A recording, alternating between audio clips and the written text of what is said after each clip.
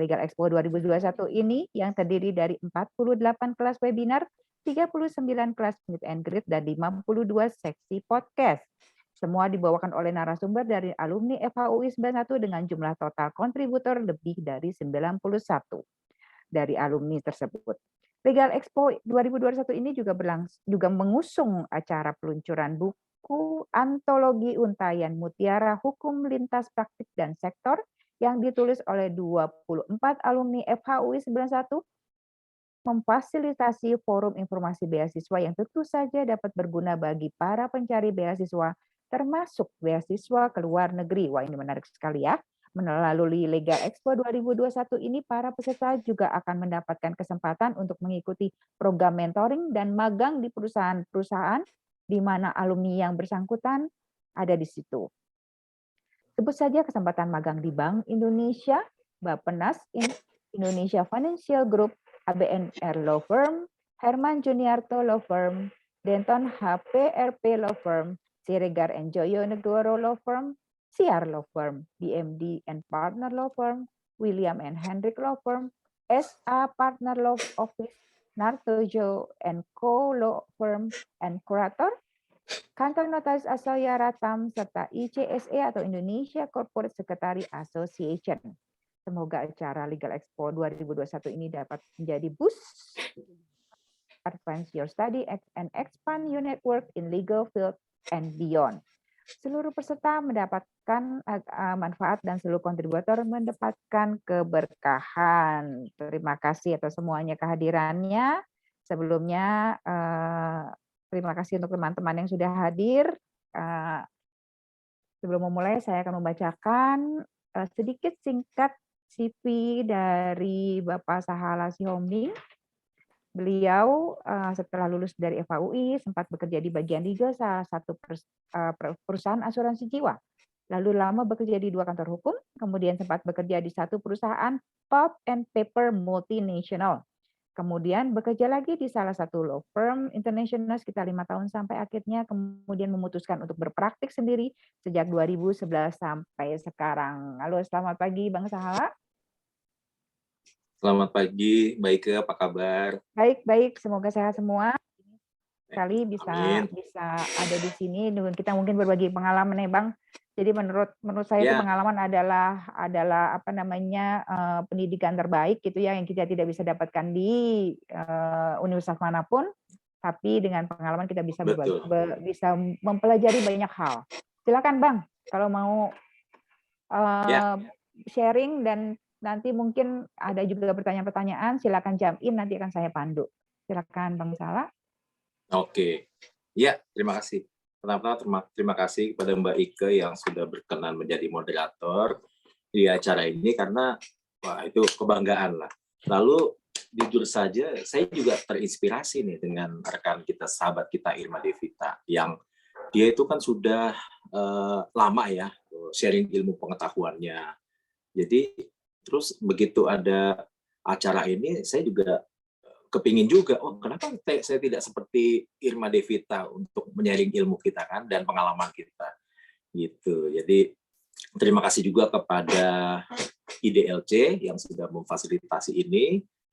Lalu saya mencoba untuk sebenarnya sih lebih ke sharing juga ya. Jadi saya hanya mencoba hal-hal yang ringan lah ya, tetapi tetap serius.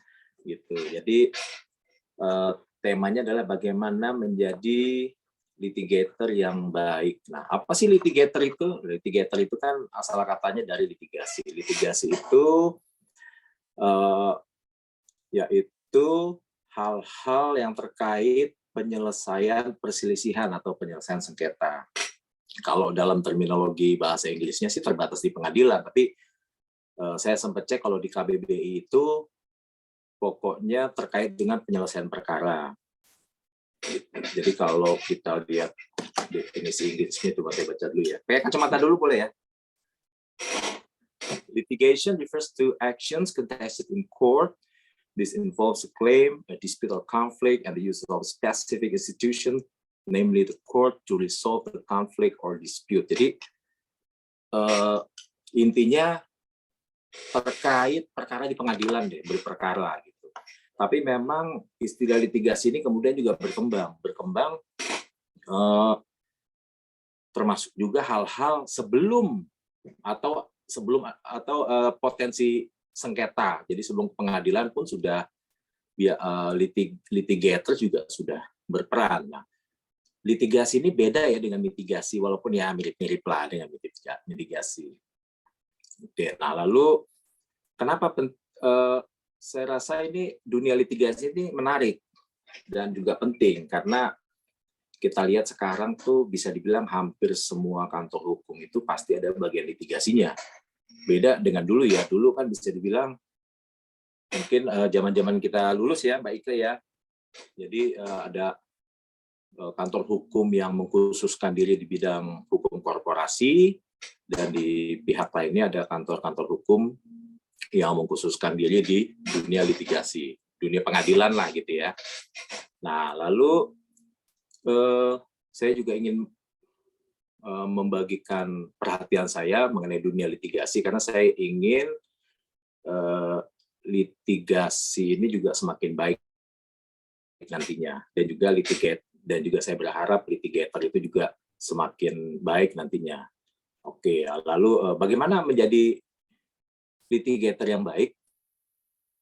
Nah, memang dalam masyarakat itu ada anggapan bahwa semua advokat itu adalah litigator. Nah, ini juga hal yang perlu kita kasih tahu juga ke masyarakat. Jadi saya kalau ketemu teman, ketemu saudara, itu pasti selalu ditanya, sering ke pengadilan ya? Atau ikut di kantor? Ya disebutlah nama litigator yang terkenal yang ada di media-media. Nah, karena masyarakat juga tahunya hanya itu aja gitu. Padahal enggak, banyak juga kantor-kantor yang lebih besar juga di bidang korporasi. Cuma memang masyarakat tidak tahu, tahunya yang di pengadilan aja, tahunya yang ada di media aja gitu. Lalu gimana menjadi litigator yang baik? Nah, menurut saya karena kebanyakan litigator itu bertemu dengan klien yang punya masalah, padahal sebaiknya sih sebelum bermasalah, sebaiknya sih juga menghubungi advokat ya. Nah, jadi menurut saya harus pede lah, harus percaya diri. Karena kan kebanyakan calon klien itu punya masalah. Jadi kalau dia datang ke litigator yang tidak percaya diri, tidak terlalu meyakinkan, nah dia jadi bingung kan, dia mau mencari rasa nyaman kemana lagi gitu kan? Karena dia berharap dan sangat mengharapkan litigator yang dia kontak itu mengerti permasalahannya, lalu bisa memberikan pilihan-pilihan solusi, gitu. Nah, dalam dunia litigasi memang ada kekhususan, misalnya litigasi korporasi, sengketa korporasi, atau litigasi di bidang ketenagakerjaan, atau litigasi lagi di bidang tata usaha negara, gitu. Tetapi saya sih tetap beranggapan kalau nanti kita menjadi advokat, nggak cuma litigator, itu harus bisa semua itu, gitu. Karena di situ yang menariknya menjadi advokat, kita belajar, gitu. Jadi, tapi tentu harus belajar dengan cepat, jangan cuma asal maunya aja gitu, tapi nggak belajar dengan cepat. Padahal itu penting itu. Jadi nanti saya juga akan sharing lah pengalaman-pengalaman baru saya selama menjadi litigator itu, belajar hal-hal baru sampai hal-hal teknis loh di luar dunia hukum. Lalu saya juga berharap itu nanti litigator itu harus mampu mendalami permasalahan, ya, termasuk dasar-dasar hukumnya. Dan sekali lagi yang paling penting itu harus memberikan pilihan-pilihan solusi, nggak cuma satu gitu. Jadi bisa kita serahkan nanti penentuan pilihan itu ke klien, gitu. Biarlah dia memutuskan. Gitu. Lalu menjadi litigator yang baik itu menurut saya juga harus tahan godaan. Karena banyak godaannya tuh. Jadi nanti bisa tuh dari lawan kita, bisa sama litigator juga, misalnya mengajak hal-hal yang tidak sepatutnya gitu. Padahal kan kita kan sudah terikat ya dengan klien untuk membela kepentingan klien juga gitu, dan juga memberikan solusi kepada klien. Jadi harus tahan godaan. Yang pasti harus sabar, karena sekali lagi klien-kliennya kan biasanya bermasalah gitu. Ya kita harus sabarlah, mereka juga pusing kan. Mereka tuh kan inginnya memindahkan rasa pusing mereka itu ke litigator. Lalu selanjutnya lagi apa ya? Nggak boleh takut. Nah, nggak boleh takut tuh, karena litigator itu termasuk yang bisa diancam. Misalnya saya pernah beberapa kali juga menangani sengketa ketenaga kerjaan, khususnya yang melibatkan banyak tenaga kerja seperti di pabrik. Nah itu kan sementara misalnya kita di pihak membela pengusaha. Nah itu kan termasuk mesti nggak boleh takut tuh, karena bisa diancam tuh. Wah, mereka apalagi kan ini ya, soal sensitif, soal makan lah istilahnya. Nah itu juga kita nggak boleh takut, tapi juga tetap harus proporsional. Lalu saya juga ingat tuh pernah menangani kasus sengketa tanah. Jadi waktu itu saya membantu beberapa kedutaan besar Commonwealth yang, jadi saya juga baru tahu di Ambon itu ada Taman Makam Pahlawan Commonwealth. Nah, jadi rupanya itu sudah ada perjanjian antara negara Indonesia dengan negara Commonwealth untuk memberikan tanah sebagai lokasi Taman Makam Pahlawan. Nah, saya sidang ke sana itu di Ambon, itu setiap sidang biasa itu diancam itu. Mana nih pengacaranya? Wah, gitu, udah biasa tuh diancam. Jadi ya itu udah biasa lah. Gitu. Tapi kita juga jangan malah memancing-mancing. Jadi kalau ada tidak usah takut, tapi juga tidak perlu mancing-mancing gitu. Pede aja. Gitu. Lalu selanjutnya juga ya, saya juga berharap jika menjadi litigator itu harus juga mampu memberikan advice secara tertulis. Karena memang saya amati ada juga litigator yang enggan untuk, ya saya tidak bilang tidak bisa ya, enggan untuk memberikan advice secara tertulis. Mungkin ini juga termasuk dari trik ya, karena kan ini juga harus kita antisipasi. Jangan sampai nanti kita sudah kasih informasi banyak kepada klien tahu solusinya, pilihan-pilihan solusinya, nah lalu kliennya itu pergi ke litigator lain, yaitu memang termasuk risiko. Tapi kan kita bisa menghindarinya, misalnya advice tentang hukum terkait itu baru bisa dikasih setelah ada pembayaran honorarium dari klien, seperti itu. Jadi jangan terlalu ini juga, jangan terlalu kalau meeting dengan klien itu semua ditampung. Nah, semua ditampung. Jadi itu saya rasa juga kita litigator juga harus punya semangat berbagi gitu. Nggak semua resiko ada, nggak semua itu apa yang kita bagikan itu harus ada honorariumnya gitu. Kalau saya termasuk yang menikmati gitu, kalau misalnya ada orang atau calon klien itu sudah merasa tenang saat meeting pertama, itu saya sudah merasakan kebahagiaan tersendiri tuh. Gitu. Jadi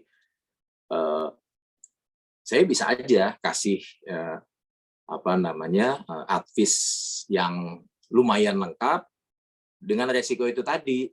Gitu. Klien sudah tahu permasalahan dan pilihan solusi, dia bisa saja nanti tidak memakai jasa hukum saya, bisa saja. Gitu. Tapi nggak apa-apa. Nah, lalu hal lain itu yang saya perhatikan juga kalau saya sidang-sidang di pengadilan-pengadilan ya, ada kesan itu advokat atau terutama litigator ya, itu galak-galak. Nggak cuma di media, ke sesama advokat pun galak juga. Gitu. Pertama-tama saya cuma mencoba ingatkan, pertama kita itu kan mewakili klien, jadi bukan kita yang punya masalah gitu. Galak boleh, saya nggak bilang nggak boleh ya. Galaknya itu yang penting proporsional gitu. Jadi Karena kita juga nggak tahu, karena kan kita sebagai sesama advokat itu kan harus wajib saling menghargai. Kita nggak tahu juga kan nanti suatu waktu kita malah bisa bekerja sama atau di satu pihak yang sama dengan lawan kita yang litigator itu. Bahkan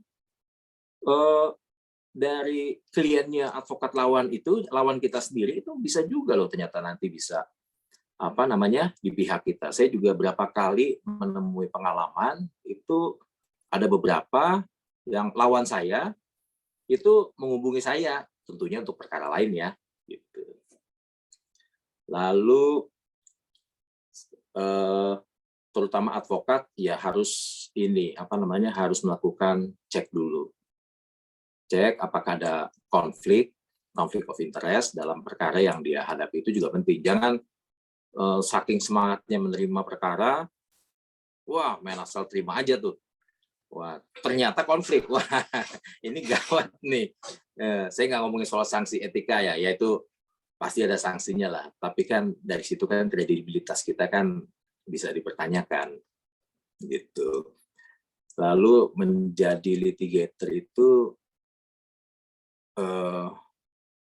seru, menurut saya seru banget. Pengalaman berkesan itu kita belajar banyak sampai hal baru. Jadi saya misalnya pernah mengalami kasus korupsi yang isunya itu teknis semua, teknis soal teknik sipil gitu. Jadi saya tuh belajar banyak tuh di situ. Saya belajar dari para insinyur teknik sipil dari ITB pula, kan? Mereka para pakar di bidang itu. Jadi saya juga mengerti permasalahannya juga mau nggak mau, karena kan mereka mengharapkan litigator itu misalnya kalau perkara pidana itu kan ada dialog langsung ya di sidang pengadilan, ada eksaminasi langsung. Mereka juga mengharapkan kita itu supaya mengerti permasalahan juga. Memang nggak perlu sampai terlalu dalam, tetapi harus mengerti permasalahan guna membela klien dalam persidangan. Itu seru banget lah gitu. Lalu saya juga belajar misalnya tentang perkara-perkara kebakaran hutan. Waktu saya juga belajar banyak gitu. Kalau kasus yang tidak disukai ya terus terang aja perceraian. Karena kenapa? Nanti bisa curhat tuh. Tapi saya ya pernah menghandle perceraian. Terus satu lagi yang kan ya litigator juga harus bisa menyimpan rahasia klien lah, karena kan bisa dibilang klien itu kan terbuka di situ ya. Itu seperti saya misalnya, saya pernah menangani kasus perceraian artis Hong Kong internasional. Wah, itu hujan saya tuh dulu tuh. Itu kayaknya saya pengen cerita gitu ke dunia. Wah, saya lagi ini nih mengurus perceraiannya artis Roh Samun Kwan. Oh, itu zaman itu silat-silatan gitu ya, Bang? Iya, betul. Saya kayaknya pengen cerita nih. Wow, tapi kan karena saya lihat di media-media internasional itu nggak ada yang tahu tuh bahwa artis ini sudah kawin dengan taipan dari Taiwan. Nggak ada yang tahu. Dan mereka nggak ada yang tahu bahwa itu sedang dalam proses cerai. Itu. Lalu apakah ada pengalaman juga yang kurang enak, misalnya bertentangan dengan hati nurani? Kalau nggak enak ya misalnya klien tidak bayar, itu bisa aja, itu resiko, kita harus antisipasi juga. Lalu ada satu perkara dulu menarik, kasus narkoba di BNN ya. Jadi waktu itu saya sempat nurani saya tuh konflik lah gitu, karena jadi waktu itu klien saya itu dia memang punya masalah keluarga, lalu dia dijadikanlah kurir oleh warga negara asing. Jadi kalau di situ saya lihat memang dia ini bukan kriminal, ini menurut saya ya, dia bukan kriminal, tetapi dia tertangkap membawa atau menjadi kurir narkoba yang berat sekali, volumenya itu berat. Jadi hukumannya pasti tinggi sekali tuh. Saya kasihan kan, karena klien saya ini perempuan, memang korban sebenarnya, korban. Saya kasihan sekali. Nah, yang menarik adalah jadi dia waktu itu sedang hamil. Nah, karena hukum negara Cina itu tidak bisa menghukum, karena ancaman hukumannya mati. Tidak bisa menghukum mati perempuan hamil, sehingga dia mengontak pemerintah Indonesia. Lalu BNN menjemput ini tersangka ini ke Cina. Nah, di situ saya menemukan celah. Nah, inilah jadi litigator yang baik itu harus juga cari celah, harus pintar-pintar cari celah. Jadi saya lihat celahnya itu adalah pada saat penanganan barang bukti itu ternyata prosedurnya tuh nggak benar. Jadi si tersangka ini dia masuk ke dalam toilet, lalu dia keluar dari toilet. 2 jam kemudian dia dipanggil oleh petugas bandara. Oh, dia ditangkap di bandara. Dia dipanggil oleh petugas bandara, lalu ditunjukkanlah barang bukti berupa heroin 1 kilogram. Sudah rapih, sudah dalam kotak-kotak, terus dibilang, ini punya Anda lepaskan di toilet. Nah, itu kan kacau itu. Penanganan barang buktinya gimana itu? Saya sempat utarakan ini ke BNN, gitu kan. Nah, waktu itu memang BNN juga ya kita tahu lah ya, penanganan barang bukti kan itu memang harus hati-hati sesuai prosedur. Saya nggak tahu mungkin prosedur di negara Cina bisa begitu, tapi kan saya rasa universal ya, karena kan itu kan sejam 2 jam setelah terpisah dari tersangka, lalu ditunjuk tersangka itu yang pemiliknya. Nah, itu gimana membuktikan jeda waktu 2 jam itu? Itu kan bisa punya siapa saja, gitu. Nah, saya utarakan juga itu kan, isu ini. Memang berat sekali nih. Jadi akhirnya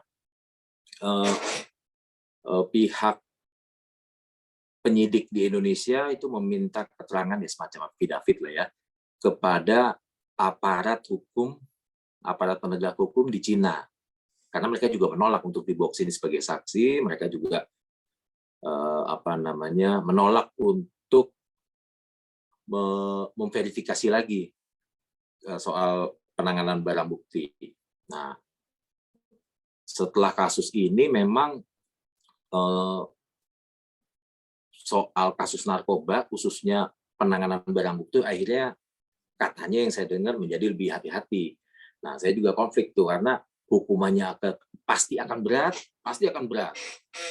Heroin 1 kilo. Tapi saya lihat dia korban juga. Nah, sebenarnya kan bisa bebas dia kan, gitu. Nah, gimana akhirnya? Nah, entah karena apa pada suatu waktu keluarganya memutuskan tidak memakai saya, gitu. Yaitu antara senang atau tidak ya, saya tidak tahulah gitu ya. Tetapi masalah hukum yang saya cermati di sini ya, saya belajar lagi soal penanganan barang bukti itu penting, gitu. Jadi litigator tuh harus tahu banyak sisi lah gitu, dan banyak celah. Dalam setiap permasalahan atau sengketa pasti ada celah, nggak mungkin nggak ada celah, gitu. Jadi kasarnya sebagus-bagusnya produk apapun yang sudah melewati review dari siapapun, dari konsultan hukum sekalipun, itu kalau ada masalah bisa dipastikan pasti ada celah, gitu. Oke, Bang, sorry. Ya, banyak nanti kalau mau Bang. tanya langsung juga nggak apa-apa. Nah, ini dia nih, makanya banyak sekali nih Bang pertanyaan-pertanyaan yang ternyata sangat menarik. Adalah 2000 sekian something. Oke, mungkin kita masuk ke pertanyaan, karena maksudnya kita juga cuma sekitar 20 menit lagi ya Bang. Oh, boleh. Jadi ini kita masuk ke pertanyaan aja. Terima kasih nih teman-teman yang sudah memberikan support ya. Dari Mbak Ati, semangat Sahala Ike, terima kasih Mbak Ati. Dari Bang Wesley, sukses ya. Oke, terima kasih. Lalu nih saya masuk ke dalam pertanyaan dari Rezeki Adila. Selamat pagi Pak, izin bertanya apakah ada perbedaan yang signifikan antara pengacara dengan litigator? Silakan Bang Sala. Sebenarnya sama aja. Jadi pengacara itu kan sekarang namanya menurut undang-undang adalah advokat, gitu. Lalu litigator itu yang mengkhususkan diri di sengketa pengadilan. Tapi memang semua advokat juga bisa di dua tempat itu, di pengadilan maupun di luar pengadilan. Begitu jawaban saya. Mungkin saya harap ini menjawab ya. Siap, mungkin kalau misalnya ada yang mau bertanya lagi dari Rezeki, silahkan bisa langsung bertanya atau terlebih dahulu pertanyaan berikutnya ya. Dan jangan lupa mengingatkan teman-teman untuk isi absensi untuk keperluan recording panitia. Lalu ada lagi nih dari Nabila Putri nih Bang. Selamat pagi Pak, izin bertanya, apa yang menjadi pertimbangan Bapak sebelum menerima perkara dari klien? Misalnya mungkin ada itu ya, selain conflict of interest atau gimana Bang nih Bang? Oh, pertama-tama yang pasti saya harap calon klien itu mengemukakan atau menjelaskan secara jelas sedetil-detilnya, karena bagaimanapun juga kita tuh harus dalam merumuskan masalah itu, dalam memberikan pilihan solusi itu berdasarkan itu gitu. Jadi kita harus tetap ingatkan klien bahwa solusi-solusi ini adalah didasarkan pada semua keterangan, semua penjelasan, semua dokumen dari calon klien berikan kepada kita. Gitu. Jadi masih pertama-tama jujur ya Bang ya? Jujur menceritakan permasalahan. Harus jujur gitu. Nanti kan karena kalau nggak jujur kan nanti tiba-tiba ada hal yang tidak tergantung dari kita prediksi. Tergantung dari nanti bagaimana pembelaannya kita ya Bang ya. Iya.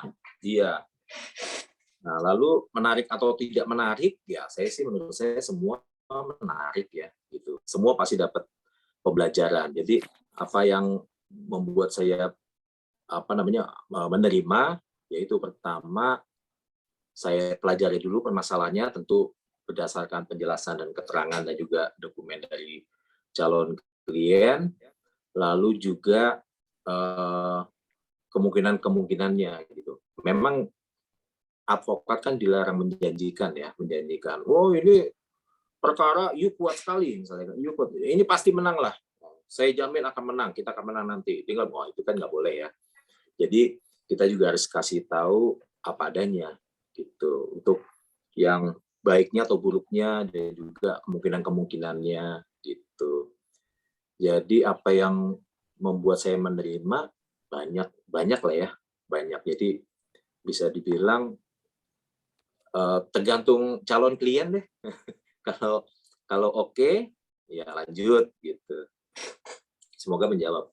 Oke, jadi maksudnya Abang juga bisa aja juga pilih-pilih mana yang kurang lebih sesuai dengan misalnya hati nurani gitu ya, kurang lebih misalnya oke ini sepertinya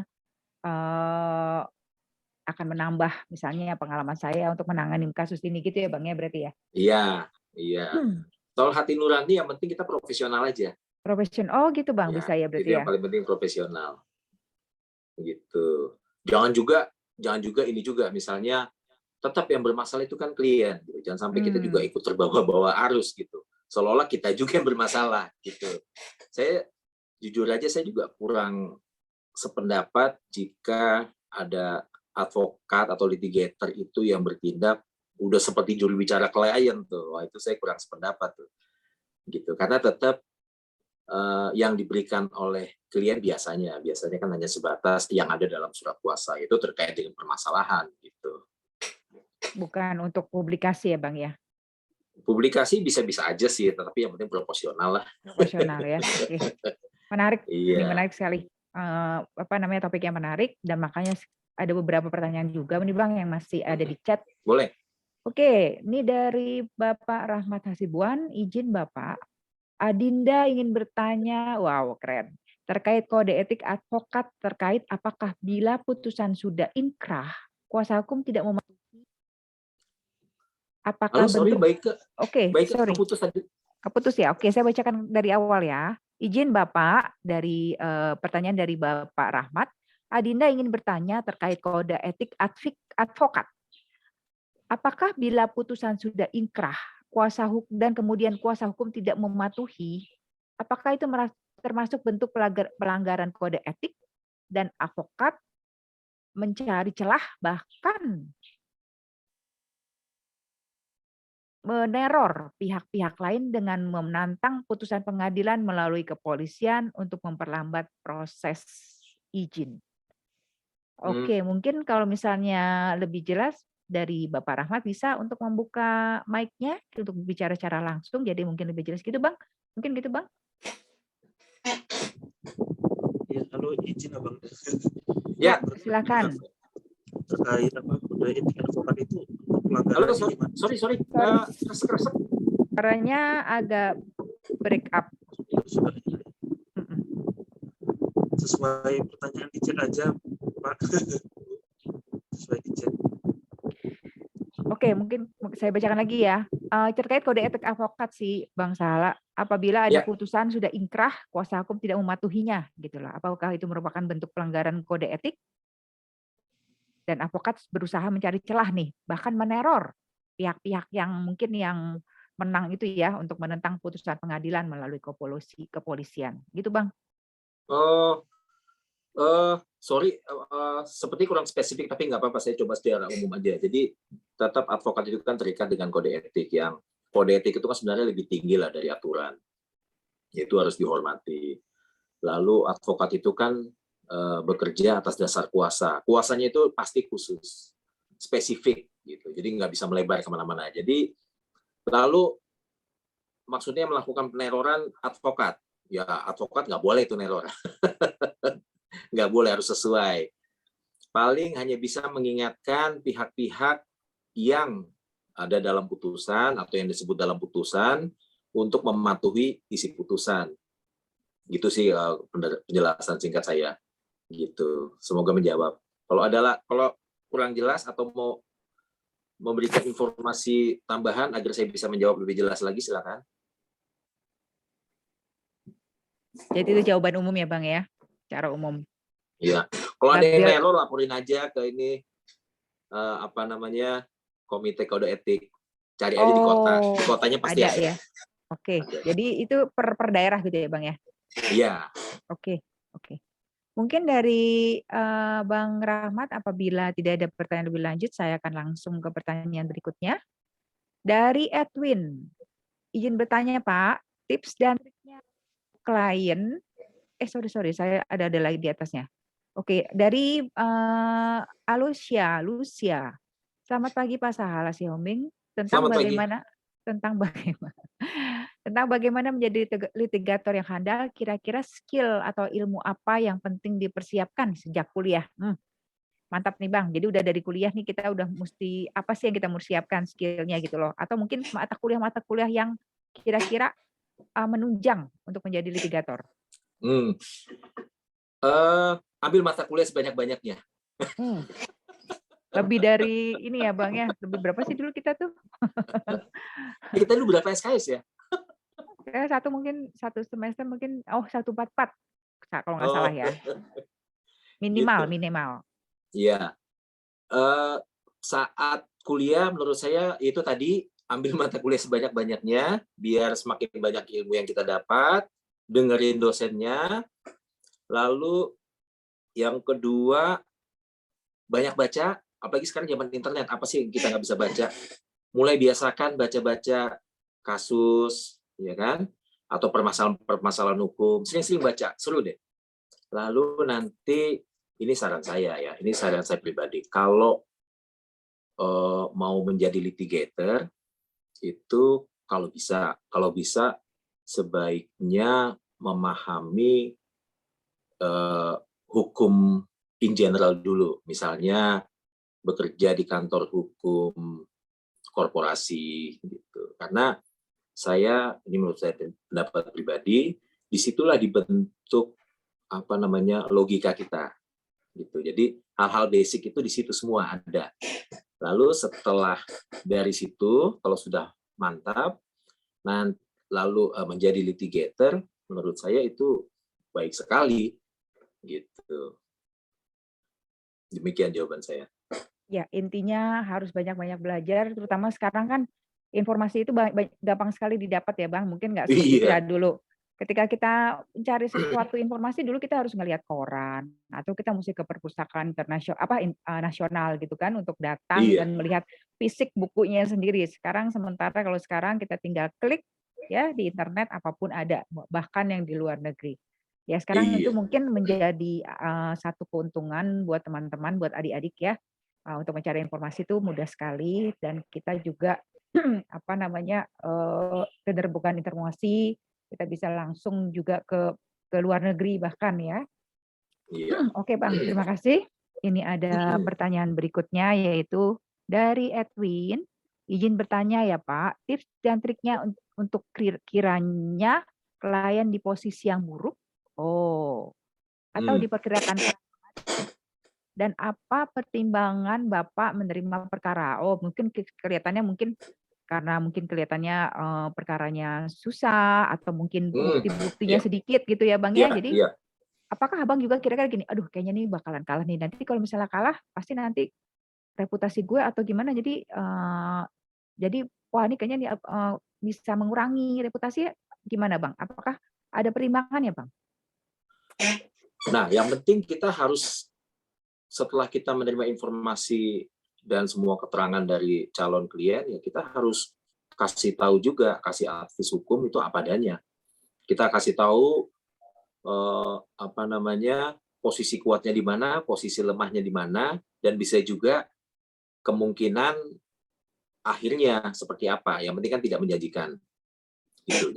Jadi kalau nanti, jadi ya gini lah dunia hukum ya, saya juga sering mengalami ini, walaupun ini versi saya. Misalnya kasus-kasus yang saya handle itu kuat sebenarnya. Lalu tapi biasanya ya yang sepengalaman saya, begitu di tingkat akhir misalnya Mahkamah Agung itu semakin ini kalau menurut saya. Ya memang PN pengadilan tingkat pertama juga semakin baik dan sudah baik sih menurut saya. Tingkat banding juga sudah baik. Mahkamah Agung sudah semakin baik lagi. Jadi yang penting kita kasih tahu apa adanya. Kalau ada hal-hal atau hasil akhir yang buruk bagi klien, nah itu kan, tapi yang penting klien sudah antisipasi gitu. Jadi kalau kita sudah jelaskan semua pros and cons-nya dan calon klien tahu atau klien tahu, nah tinggal nanti yang penting kita sudah melakukan yang terbaik. Jadi sekali lagi menjadi litigator yang baik itu adalah melakukan dan menempuh segala upaya yang terbaik demi kepentingan klien. Gitu Jadi menurut saya. walaupun kemungkinannya akan kalah, Bang? Iya, Betul, oke. Ya soalnya nggak kadang-kadang apa-apa. kalau misalnya kita hanya memilih, kasus yang kurang lebih kita akan menang, nanti kasihan ya, Bang, ya, kira-kira ya. Iya, Nggak ada yang mau nangani kalau misalnya, iya. ada kasus yang kurang lebih, aduh kayaknya bakalan kalah nih. Tapi dengan Mm-mm. semangat bahwa kita akan mengerjakan sesuatu dengan terbaik, ya kan, Iya, saya rasa, betul. transparan dengan klien ya, Bang, bahwa sebenarnya Iya, kasusnya memang susah gitu ya. Jadi oke, jadi, iya, klien itu juga akan mempunyai pandangan ya, Bang, jadi tidak iya, berharap lebih lah istilahnya ya. iya. Jangan Oke, jangan PHP lah ke ya klien. betul, Jangan, bahaya itu. Jadi kalau misalnya itu apa adanya aja semua kasih tahu apa adanya. apa adanya, Jangan betul. bilang, wah ini bagus nih, supaya kita digunakan gitu Ya kan. Oh jangan lah. Itu betul. PHP namanya. Ya, tapi kadang-kadang juga misalnya, boleh juga ya misalnya klien mendapatkan second opinion dari lawyer lain gitu ya? Nah, ini terkait kode etik juga nih. Oh, Kalau oke. dia belum engage atau belum me- memilih, Menandatangani sesuatu gitu ya? nah jadi kita kita itu juga harus tanya, misalnya kalau ada calon klien itu menghubungi kita, ya ya seperti yang saya bilang tadi kan, kita harus cek juga dan kita harus tanya juga ke klien apakah dia sudah terikat dengan advokat lain, karena kalau terikat kita nggak boleh tuh. Iya iya iya. Jadi kita harus tanya dari awal ya, Bang, ya, supaya nggak salah Iya, langkah. Tadi nanti kita iya, dibilangnya, merebut klien, padahal klien sendiri yang iya. datang ke kita. Oke, menarik, Bang. Karena jangan Oke, sampai nanti klien datang ke kita nih, wah banyak menurut advokat ini begini begini. eee, Nah kan nanti kita kalau misalnya kita kontak, loh Anda tahu nggak bahwa saya adalah advokatnya? Nah itu kan nanti berat itu. oh. Jadi berantakan malah ya Kita jadi nggak ya. tahu kan, klien bisa aja calon klien itu ngomong-ngomong hal Betul yang betul lain, jadi betul. kita harus hati-hati tuh. Betul, oke. Jadi dari awal memang harus kita melihat, apa namanya, eee, perkaranya dulu dan kurang lebih kita mendapatkan informasi sebanyak mungkin dari klien ya. Iya, Oke, next ya Bang. ya, Dari Nur Ali Rahman, yang sedang ramai seorang terpidana korupsi membayar sejumlah uang kepada advokat atas jasa hukumnya. Wah, menarik nih. ya.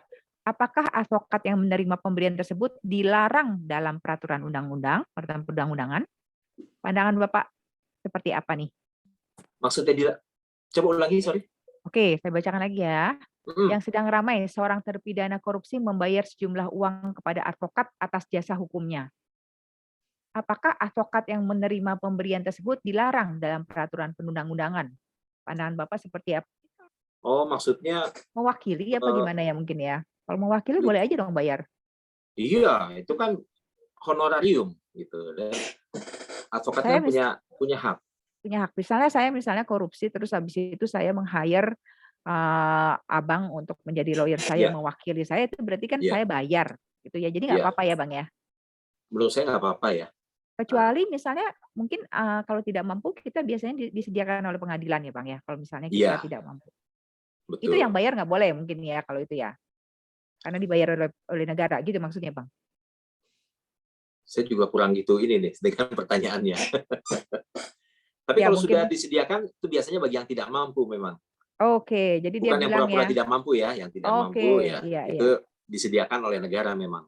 Jadi kalau disediakan sama negara kan pasrah dapat siapa aja gitu ya Bang ya, jadinya ya, nggak Iya, bisa milih ya Bang ya? Saya mau iya, milih gitu, nggak mungkin ya Bang kalau misalnya disediakan iya, negara. Oke iya. oke, mungkin semoga itu menjawab pertanyaan. Saya akan, langsung ke pertanyaan berikutnya, kalau misalnya nanti ada waktu kita boleh balik lagi ke pertanyaan-pertanyaan yang, belum, terjawab dengan mungkin informasinya belum lengkap. Nah, kemudian saya juga ingin mengingatkan untuk, teman-teman mengisi, absen ya, karena itu dibutuhkan untuk kepanitia ya. Lalu saya akan bertanya lagi nih Bang, dari Ya, Antoni. Pak izin bertanya, saya pernah beberapa kali diajak ikut menangani kasus, salah satunya ikut membantu menangani di pihak tersangka yang jelas-jelas tersangka yang jelas-jelas jadi tersangka gitu. Maksudnya hmm, jadi udah jelas lah mungkin dia sudah memang pelaku lah divonis gitu. ya pelaku. Jadi bukan tersangka lagi ya Bang, berarti kurang lebih pelaku ya. Menurut Abang tujuan kita harus membebaskan tersangka atau apa nih Bang? Mungkin jadi udah pasti nih Hmm, tujuan kita kalau membela itu untuk membebaskan atau apa, ending-nya gitu ya mungkin ya? ya, ini. Oh. Mhm. Kalau menurut saya yang hal terbaik yang harus seorang litigator lakukan adalah melakukan upaya hukum itu secara proporsional gitu. Memang kalau dimungkinkan tentu saja why not kalau kita kepingin klien kita itu bebas gitu. Walaupun dia sebenarnya bersalah Bang?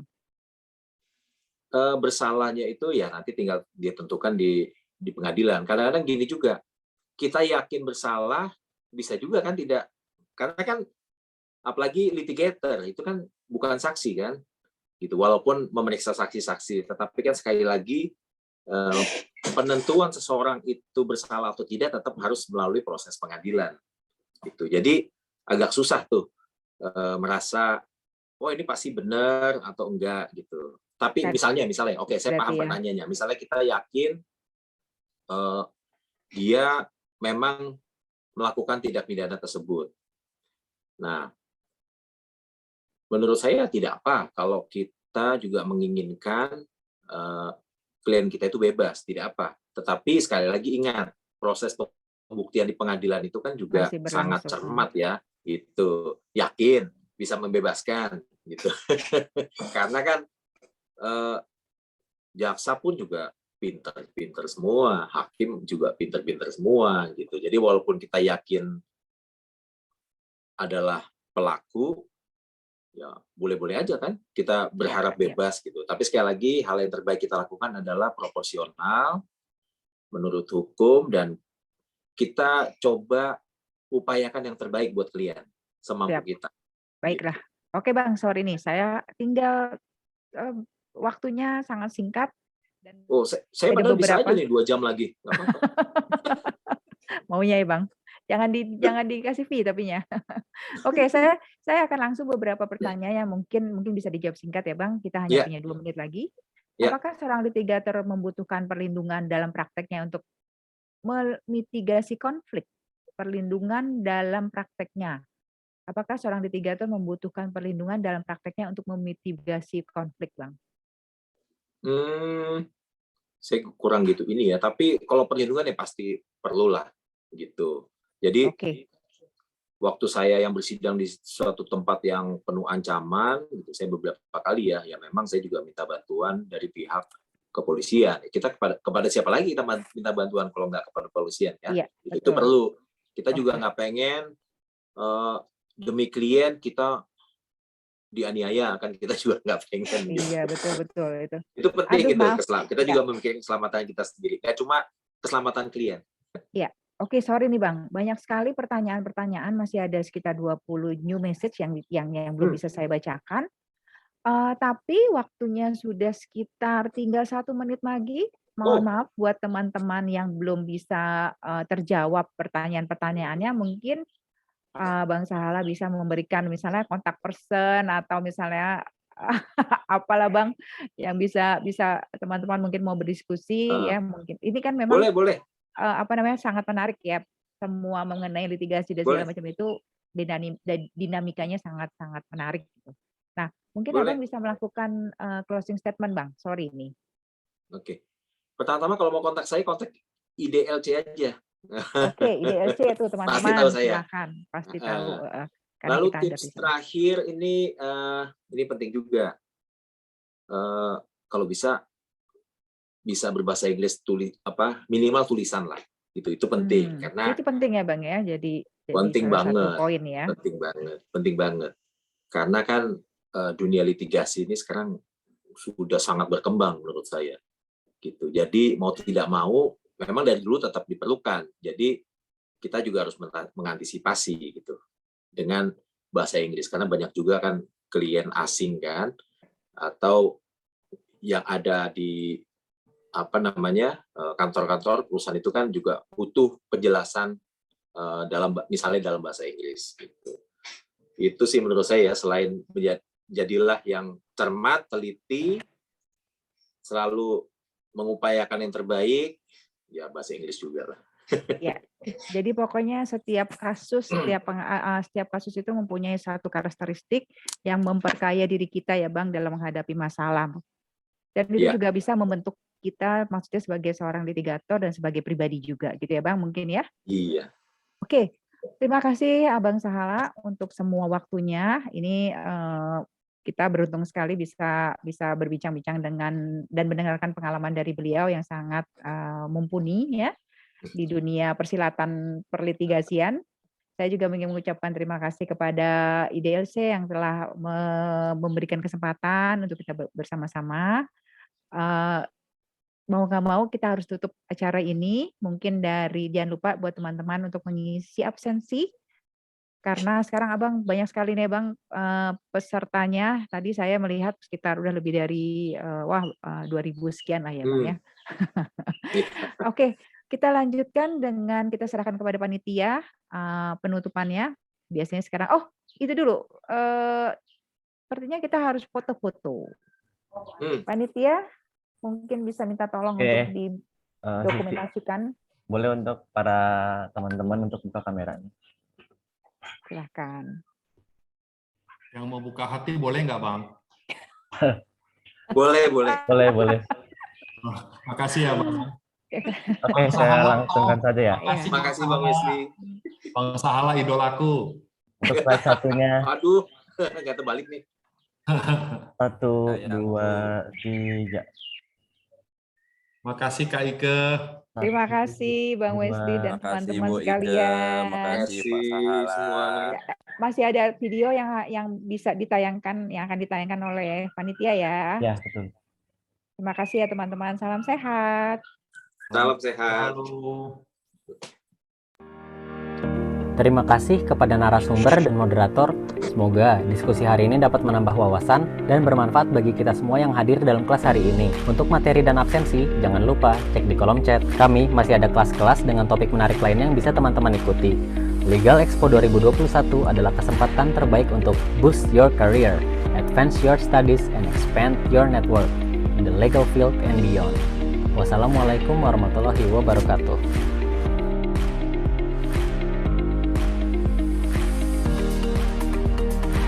Thank you guys. Thank you Bang. Oke. Udah bisa lihat ya? Udah nih nanti next lagi mesti ke banyak sekali nih kita acaranya. Ada 2000 sesi lagi Kak Ike. Oh, Oke, terima kasih banyak banyak pada benar Bapak 2 Kepala minggu.